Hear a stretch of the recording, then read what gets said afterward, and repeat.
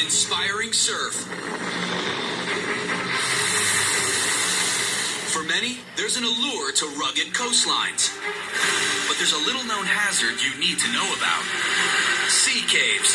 We have people die every year in places around the world where they underestimated the power of the water surging into a sea cave. Sea caves are areas where the ocean waves are allowed to beat on the rock, beat on the coastline. They'll hit them with hundreds of pounds of lateral force. They will carry sand and rocks, and they will find weak spots, and in those weak spots, they will erode and excavate a cave. Abalone Cove in Rancho Palos Verdes, California. The sea cave here attracts lots of visitors, especially in the summer. July 6, 2014. It's a picture-perfect 80-degree day. It's late in the afternoon, and the fun quickly turns terrifying. Oh, look at that. A teenager is in trouble. This kid's in the cave, and he's fighting for his life. His arm is up. He's reaching for life, for some sort of hold of a rock or hold of a hand. He jumped in at the beginning of a set, the worst possible time you could, and it was the biggest one of the day. Don't panic. It was kind of like he was caught in a huge washing machine, locked in an eternal rinse cycle where he's going back and forth, and his life was being taken away from him. Put yourself at the scene. What would you do to save him? Should you? A. Form a human chain, then try pulling the person to safety. B. Attach a rope to a flotation device and throw it to the swimmer. Or C. Grab the victim's hand and pull them out. As you figure out the best move, know there are two factors at work here. It's high tide, and there's an unusually large south swell. Tide is the periodic rise and fall of the ocean surface caused by the gravitational pull of the moon and the sun. There are two high tides and two low tides. You have the pull of the moon and the sun, and that creates this tidal bulge. But it creates it not only on the moon side of the Earth, but on the far side of the Earth. Swells are similar to waves, but they're developed from big storm systems off in the distance that actually create the energy and push large bodies of water towards the shoreline or out over the open ocean. Rising tides, combined with large swells, have turned this cave into a death trap.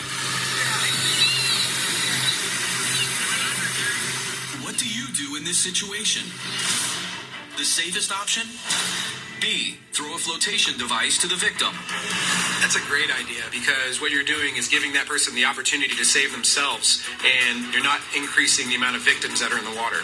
Hopefully they can grab it, hang on to it, attach it to themselves, and you can tow them safely into shore. If there are no flotation devices available, call 911. Because choosing A and C and getting involved could prove disastrous. Making a human chain to reach out and pull them in is just doomed to probably killing even more people. You're going to have slippery footing, and that water's going to be hitting you with hundreds of pounds of lateral force. You're not going to just walk a line out there. It's going to be broken apart by that powerful water. In the heat of the moment, Gary tries to be a hero. So I go down and I'm trying to grab his hand. I'm just missing by inches. It's obviously a very difficult situation. You've got a kid that's in the water, but it's going to be very dangerous for anyone else to enter that water, and you're only going to most likely become a victim yourself. While I'm trying to grab him, sure enough, a wave comes and knocks me in the water and washes me into the cave with him. Within minutes, it's apparent Gary's in trouble too. There was no saving anybody. You had to fight for your life. Is he dead?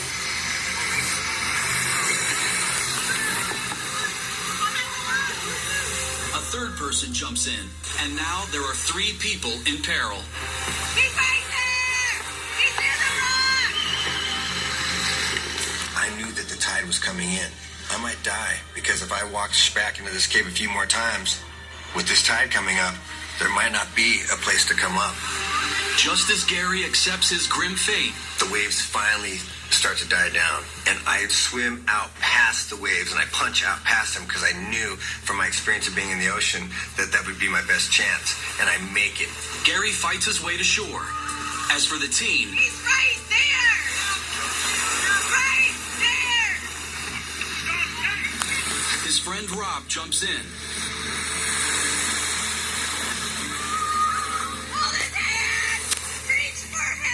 two men finally pull the unconscious teenager out. Gary and Rob work furiously to resuscitate him. Incredibly, the teen regains consciousness. The young man is airlifted out and makes a full recovery. But this scary experience serves as a reminder to stay away from sea caves, especially at high tide. Caves are extremely dangerous. It doesn't take big waves to trap you in a cave. I should not have been in that water with all my experience. Sea caves are a danger zone. If you see someone in trouble, act fast. Call 911 and throw the victim a line, preferably a flotation device attached to a rope, and tow them to safety. Remember, rising tides and swells can quickly turn fun into chaos. He's right there!